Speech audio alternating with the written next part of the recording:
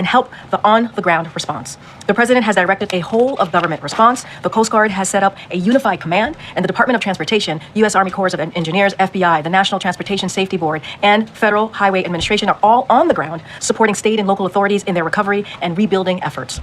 Joining us today, as you all can see behind me, to provide additional details about this administration's whole-of-government response are Transportation Secretary Pete Buttigieg and Vice Admiral Gautier, Deputy Commandant for Operations at the Coast Guard.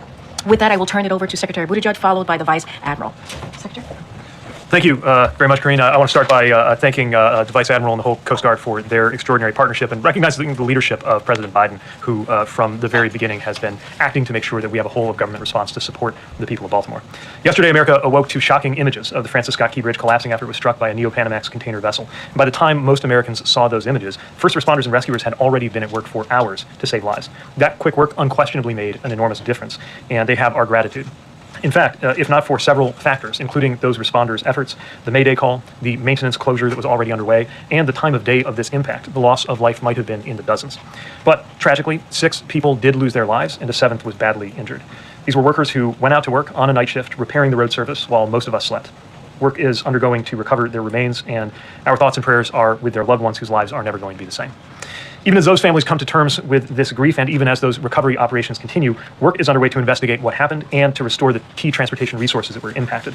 When it comes to the investigative work led by the NTSB and supported by the Coast Guard, I will respect their independence and not comment on that work, but I do appreciate being able to engage with NTSB, Coast Guard, and other personnel yesterday at the site. I also spent time with Governor Moore, and I want to express my appreciation for his leadership. The governor's responded to this unthinkable event with focus and compassion, and we're going to be working closely with him and with his state's DOT to support Maryland in their work to rebuild the bridge and reopen the port. I also want to thank Mayor Scott, County Executive Olszewski for their work and their team's work ensuring all resources are brought to bear in that response.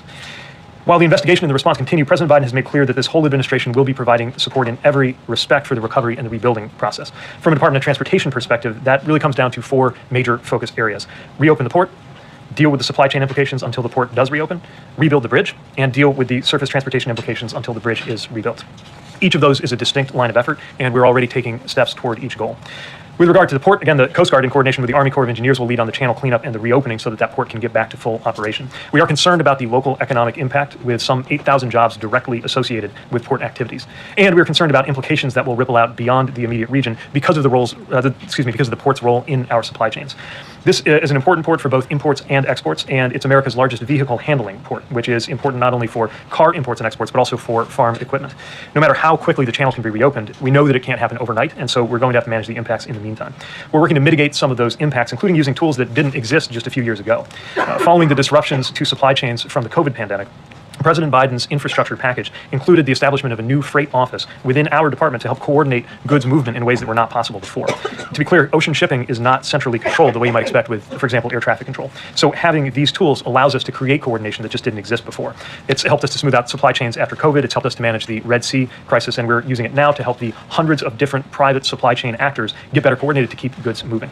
Tomorrow, I will be convening shippers and other supply chain partners to understand their needs and to promote a coordinated approach as they adapt to the temporary disruptions while we plan mitigations. That said, the Port of Baltimore is an important port, so for our supply chains and for all the workers who depend on it for their income, we're going to help to get it open as soon as safely possible.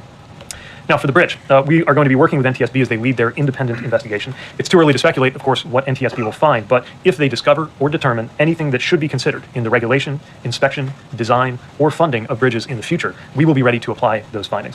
What we do know is a bridge like this one, completed in the 1970s, was simply not made to withstand a direct impact on a critical support pier from a vessel that weighs about 200 million pounds, orders of magnitude bigger than cargo ships that were in service in that region at the time that the bridge was first built. We also know that this is yet another demonstration of the importance of our roads and bridges, which is one of many reasons why the Biden-Harris administration worked so hard to get the infrastructure package passed, and why roads and bridges are the single biggest category in that package. We are committed to delivering every federal resource needed to help Maryland get back to normal, and we're going to work with them every step of the way to rebuild this bridge. It is not going to be simple. When we helped Pennsylvania and California swiftly reopen I-95 and I-10 respectively, there was terrific work there, but that was addressing comparatively short spans of bridges over land relative to this span over water. And of course, in the Baltimore case, we still don't fully know the condition of the portions of the bridge that are still standing or of infrastructure that is below the surface of the water. So rebuilding will not be quick or easy or cheap, but we will get it done. As I mentioned, we're working with city, county, and state. And I also want to add that we've been closely engaged with the Maryland congressional delegation, many of whom were on hand yesterday, and who are doing a tremendous job advocating for their state. They made it clear that they will work with us to push for any help that we need from Congress. Bottom line, as President Biden has made clear, the federal government will provide all of the support that Maryland and Baltimore need for as long as it takes, and we will work with Congress to deliver on that.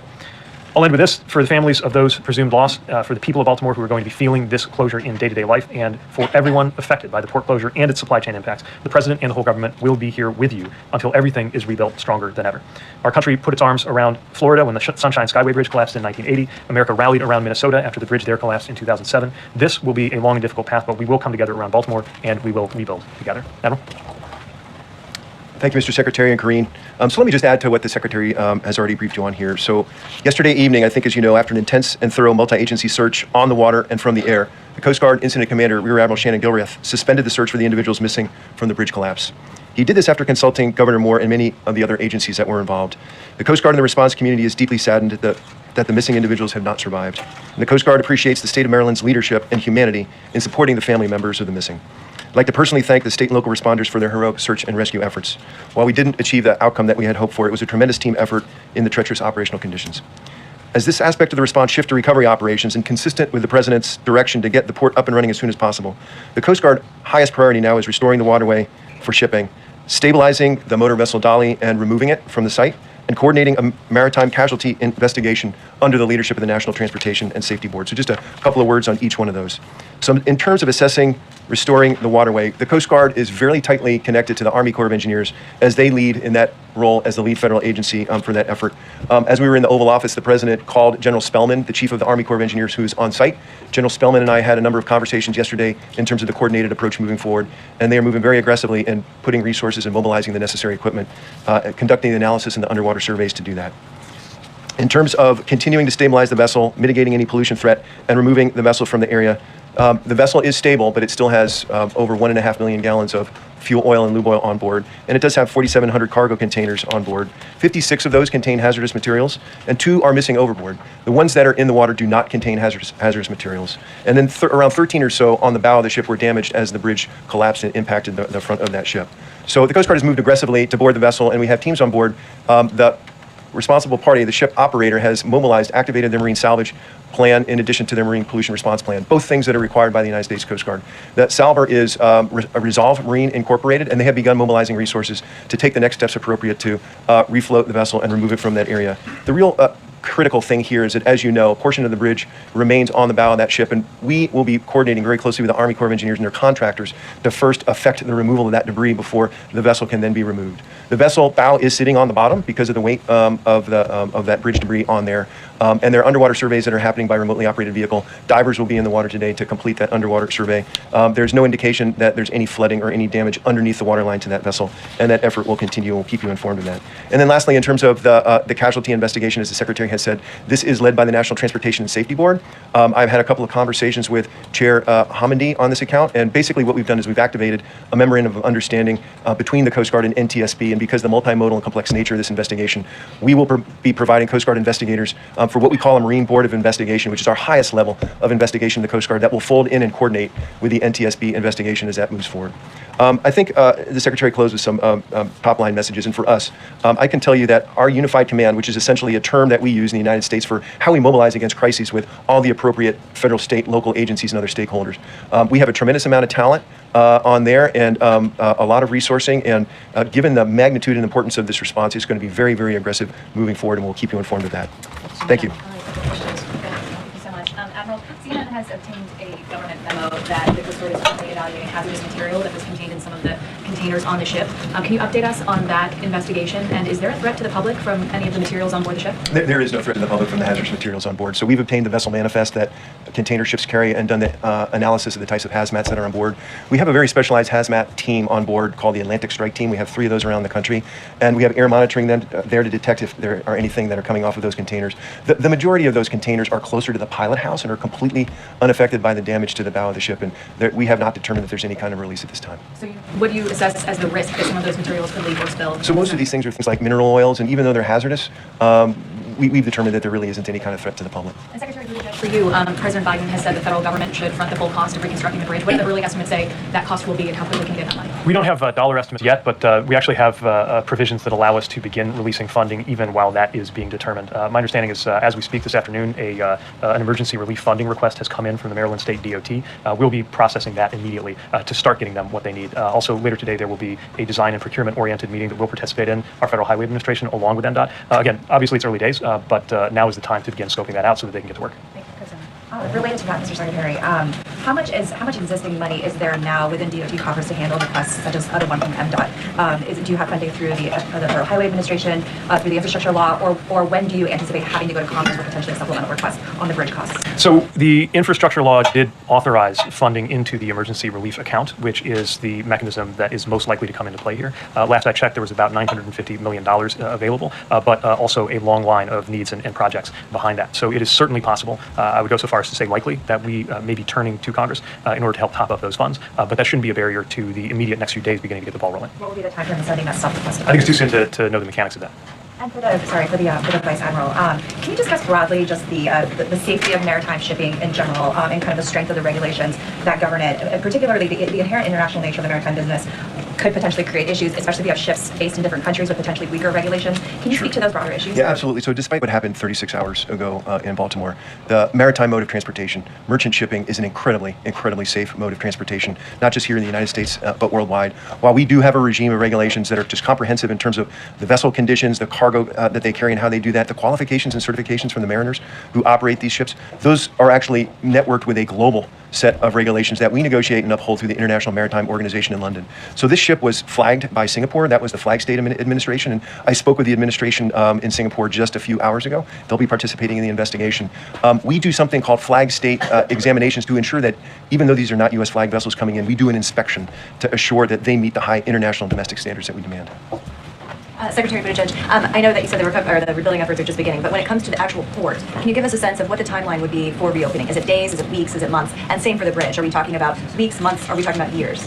Too soon to be certain. What I'll say in the case of the bridge is that the original bridge took 5 years to construct. That does not necessarily mean it will take 5 years to replace, but that tells you what went into that original structure going up. Again, we need to get a sense of the conditions of the parts that look okay to the naked eye, but we just don't know yet, especially in terms of their foundational infrastructure. So it is going to be some time where commuters are going to need to depend on that 95 and 895 tunnel, and it's going to put pressure on them. As far as the port, again, too soon to venture an estimate. The vast majority of the port is inside of that bridge, which means most of it cannot operate, although there is a facility at what's called Sparrows Point that can handle some amount of cargo shipping, but nothing close to the totality of Baltimore. And for the port workers, you mentioned there's going to be an economic cost, but also incurred to them, I'm sure. Any of the funding that you're talking about in terms of emergency funding, would that cover that as well? Yeah, this is a major concern. The President has directed the administration to find any and all resources that could come into play here. I don't know this to be an automatic eligibility for the emergency relief funding that I mentioned earlier, but we're going to turn over every stone we have, and of course, beyond DOT, there may be other resources that come into play. And sorry, just one more quickly. Have you been in any communication with the owners of this vessel in terms of them paying some kind of consequence here? I have not. I'd really refer to NTSB and law enforcement for that.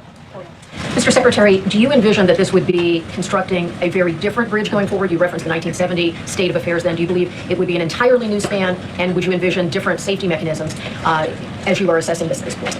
I can't speculate on that. What I will note is that some of the other bridge collapses that were of these proportions, notably the Minnesota bridge collapse, happened because of a design flaw and the bridge spontaneously collapsed. This is, of course, not that.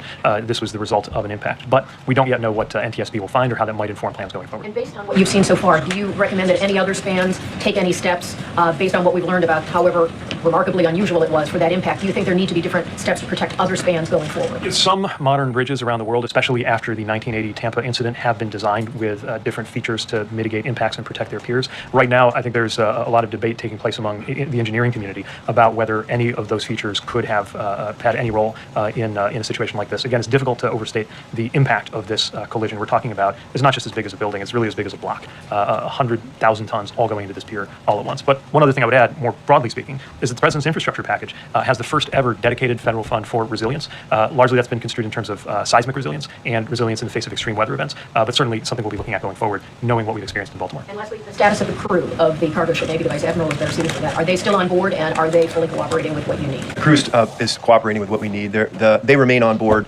and predominantly an Indian crew with one Sri Lankan crew member on board, but they're still there and very much engaged in the dialogue and the investigation. To the Vice Admiral, are there any early indications of what caused the Dali to lose propulsion during its voyage? And what are some of the areas of focus so far when it comes to the investigation into the accident? I think we all want to know as quickly as possible at least some initial findings, but I really need to refer you to the National Transportation Safety Board and their messaging in terms of moving forward very deliberately and on a factual basis to uncover some of those answers. Secretary Buttigieg, you talked about how the bridge simply was not built to withstand impact of this nature. But is it your view that the bridge was built strongly enough? Why didn't it have some of the defensive structures around the support column as many other bridges do? Again, I don't want to get ahead of any investigation either. I will say that part of what's being debated is whether any design feature now known would have made a difference in this case. We'll get more information on that as the investigation proceeds. Thank you. Secretary Buttigieg, you've been talking about the president vowing to pay for the cost of the bridge in full to expedite that rebuilding process, but are you going to go after the shipping company? Any private party that is found responsible and liable will be held accountable. I think our emphasis and the president's goal is to make sure that that process is not something we have to wait for in order to support Maryland with the funds that they need. And that's what these emergency relief tools can help us do. What could that accountability look like? Again, I don't want to get ahead of law enforcement, NTSB, or any of the other players here, but needless to say,